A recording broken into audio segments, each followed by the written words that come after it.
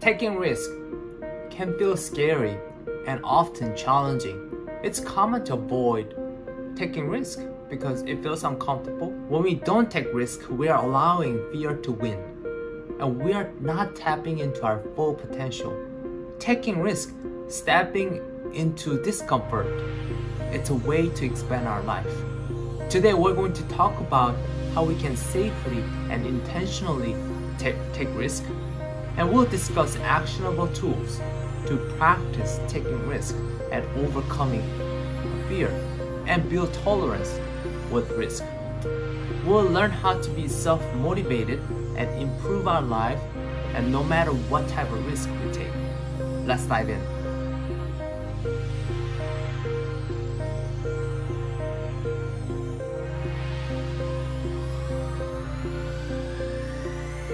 Hello, welcome again. I hope that your day is going well. I'd like to welcome every self-healer to this healing space. I believe taking risks is a natural part of human condition. Today, we're going to talk about venturing into unfamiliar and uncertainty and discomfort, and taking risks that will enhance and improve all the possibilities for your growth. Every day we take risks, consciously or unconsciously. We take a risk driving despite the odds of getting into a car accident. We take a risk of eating despite the odds of choking or getting food poisoning.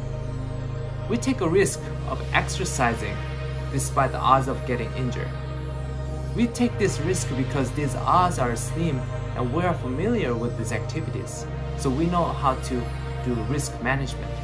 Do you remember when you first tried to drive or eat a certain food or try new exercise class?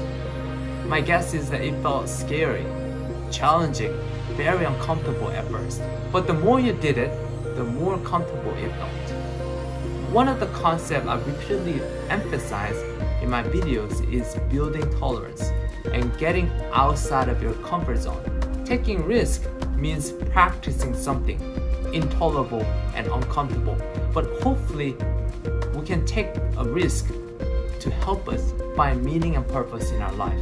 Let's talk about why we are taking risk. The most common reason we don't take risk is because we're afraid of failure. For example, instead of taking action towards a life dream, we might imagine worst case scenario and dwell on it over and over. It creates fear-inducing thoughts. Maybe you try something adventurous once, such as hiking a tall mountain, and then you get lost and you felt embarrassed about calling for help. Now that you're afraid of hiking small hills, we might be afraid of the judgments from others and not take a risk for that reason. It can take emotional toll on us when we are ruled by fear and fail to take risk. Not following your dream can result in depression, powerlessness, hopelessness, and even resentment towards others.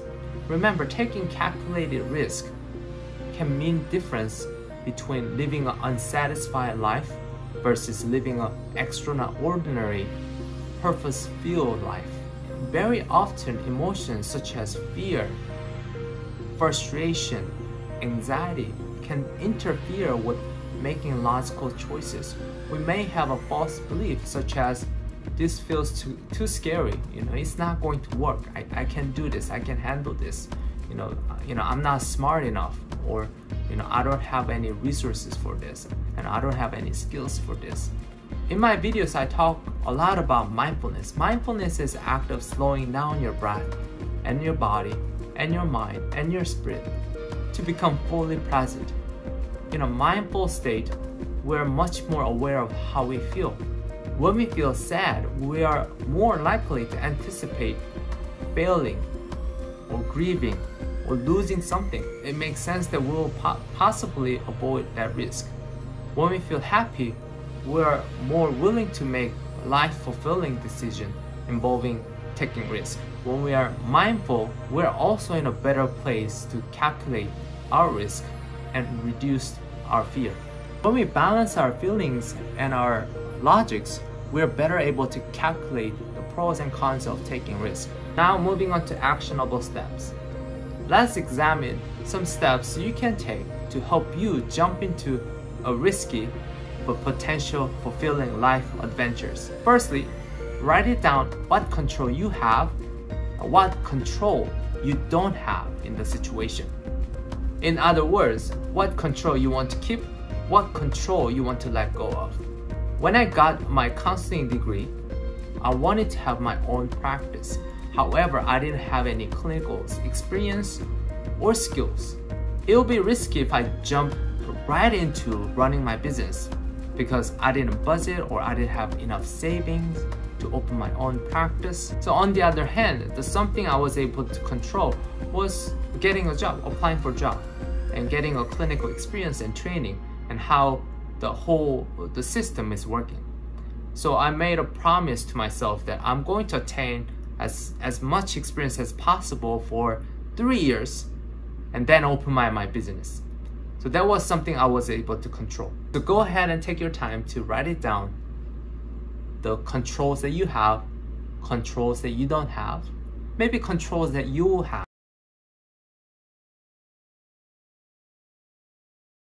Next step is taking baby steps. It sounds cliche, but it's important to calculate how much you want to go, each time. What's the timeline with this?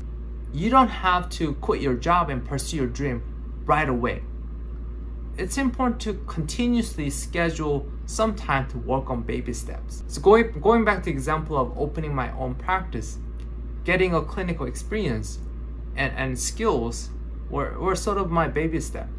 But I wanted to learn more. I wanted to prepare more. So I decided to save $300 every month for my practice, network with at least 1 or 2 therapists a week, and participate in any consultation or meet up once or twice a month. So as I was stacking this baby step one after another, I gained certainty, confidence, and I was able to see what's possible.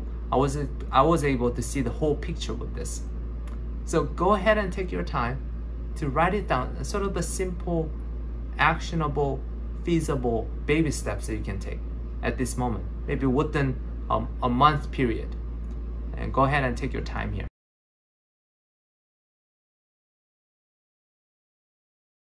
Now, the next step is instilling hope inside. So list of potential benefits here.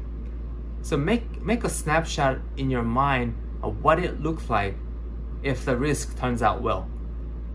It's helpful to manifest this possibility, the benefits, or another way is play or visualize possible scenarios and benefits. As I was working on baby steps, I got to visualize having a freedom, spending more time with my friends and family, working on my YouTube channel, writing a book, doing a passion project, and creating a healing community. It was sort of my daily manifestation. Go ahead and take your time to visualize what's possible, what benefits you want to experience down the road.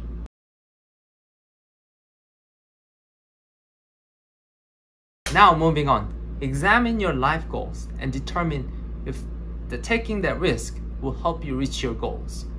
If taking the risk doesn't align with your life goals, you may want to reconsider. Keep things in perspective by asking yourself how important will your risk decision making matter in 5 years or 10 years or next year. This will help you to keep your perspective about your decision. Let's say I want to buy a Lamborghini. It's a way to enjoy my freedom. The risk I'll be taking is spending a big chunk of my income for this car, and it'll be nice to drive a Lamborghini. However, if my goal is to have a financial freedom, buying an expensive car was too risky for me. To me, spending money on training or consultation will be well spent because I can turn that training and consultation experience into my own skills, into something maybe lucrative down the road. So I highly suggest you examine how risks you're taking are aligned with your life goals. So take your time here.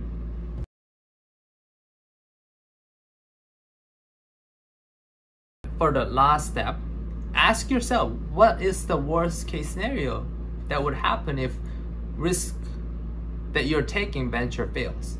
I suggest you write out what could happen and develop a plan if worst case scenario happens. You want to hope for the best and prepare for the worst. What will happen? Like, what will be the worst case scenario with each risk? When I took the risk of starting my own practice, the worst case scenario was not having enough clients, which means not having enough income coming in. Thankfully, I saved enough to get by for, I think, about 5 months at the time. So I was okay with the worst case scenario. So how do we prepare for the worst case scenario? That preparation is important. So take your time here.